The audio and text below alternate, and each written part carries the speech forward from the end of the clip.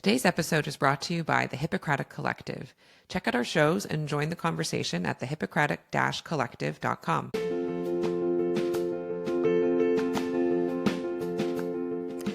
Hello, I'm Joan. I'm a Canadian family physician who also works as a restorative medical educator, facilitator, and coach. I create spaces that rehumanize the work of healthcare. I'm creating this podcast to remind myself, as well as anyone else working in a helping profession, that when you are working and caring for your human patients, you are the other human in the room. Hello there, healthcare humans. Thank you so much for coming back for another episode of The Other Human in the Room. So today's episode is going to be a little different, a new experiment. If you know me at all, you know I enjoy tiny experiments of creativity, certainly on this podcast, but also in life in general. And this one may be a standalone, but I'm hoping will be the start of a recurring series that I'm going to call Healing Human Ideas, where I share a very simple healing human idea with you that has been meaningful to me and has shifted how I interact with the world, how I can be a human in healthcare myself. And the way I share it to you is not in my typical conversational stream of consciousness style, but instead something that I have pre-written. I still feel uncomfortable calling things poetry, but I think that's an imposter syndrome thing because the style of this is a poem, basically, an unrhyming poem, which I think is prose, or I don't know. I only know a little bit about poetry. But in any case, it's a written piece that encapsulates a mantra, an idea that has helped me many, many days in many, many situations combat a sense of urgency that, in my opinion, really plagues our culture in healthcare in detrimental ways. So that's all I'm going to say. Now I'm going to read you this poem, and then I'm going to say goodbye.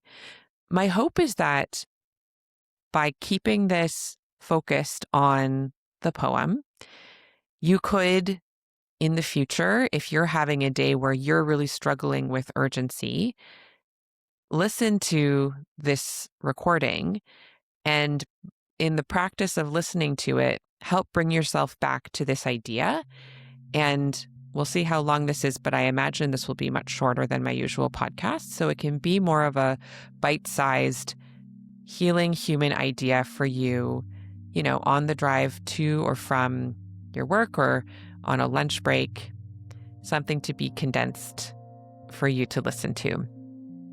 I also plan to share this in written form so that if you prefer to read or read it aloud to yourself, you could do that as well. So the written form of this will be on my website, on my social media as well.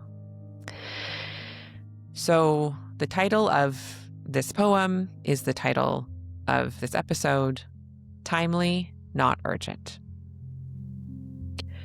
Urgent, screams the prescription request as it pops into my inbox. Bold and proud, a breaking news headline to request a refill of a medication that the patient has taken every day for the past decade.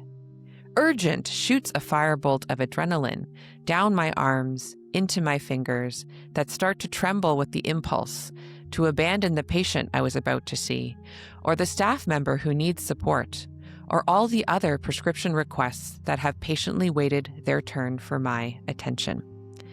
I suppose that was the strategy behind the pharmacy writing urgent so boldly on this particular request, but it does beg the question, if even this can be called urgent, surely we've lost our grip on the meaning of the word.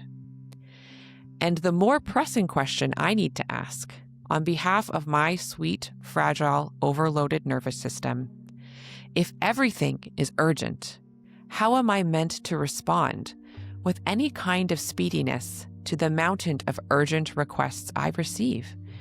considering I only have the one human form with which to work. It can feel a little hopeless and certainly overwhelming to ever hope to free myself from all the urgents that continue to pile up as I frantically flit from task to task, like a deranged hummingbird, as if I am the only pollinator left in the whole of the forest. On the darkest days, the tidal wave of resentment threatens to drown me as I silently fume at all these people laying claim to my mind, my body, my energy, my time, screaming that their lives must take priority over my own. Everyone else gets to mark their requests urgent. Meanwhile, my joy, my peace, my dreams gather dust in a corner, awaiting the day when no urgent requests push me off course once again. And on this day, I take a deep breath and am soothed to remember that urgent doesn't mean dangerous most of the time. And all of our bodies are quite resilient, even if our minds keep forgetting. I consider the difference between clinical and emotional urgency, and how often these urgent requests are actually the latter, where their nerves are screaming that the world is ending, and yet their hearts and lungs and other vital organs are actually still engaged in their most beautiful dance, conspiring together towards their ongoing existence on this earth. As a human who offers care to others during times of distress, I may have a response to that emotional urgency. A caring word, a kind, steady voice, a thoughtful next step. But it need not be driven by desperate, rushed, urgent action. In fact, offering a rooted, slow response to such frantic alarm is often an important part of the healing. Certainly, there are times where the bodies themselves are genuinely ringing an alarm bell of distress, and in those moments, a titrated, focused, urgent response is required. Even then, when time is of the essence, a sense of panic and rushness actually does not serve. And so I repeat to myself, timely, not urgent. Timely, not urgent. Timely, not urgent. Over and over again. An antidote to all the pressure and panic received inside and out, to jolt from task to task, to bolt from room to room, to rush each moment of each hour of each day. Timely, not urgent, speaks to the notion that each task needs its own space in which to be done. And even if there are many tasks on my list, the only thing to do still is one thing at a time. And every task not tended to, even those self-proclaimed urgent ones, are capable of waiting for another day, another time, another person even to see them to completion.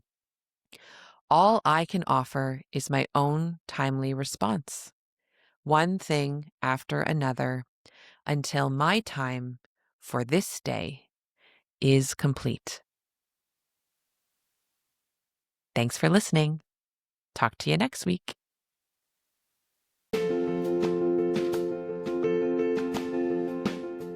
I would love to take this work deeper with you. Visit joanchanmd.com today and discover my growing menu of options for restorative medical education to suit your learning needs.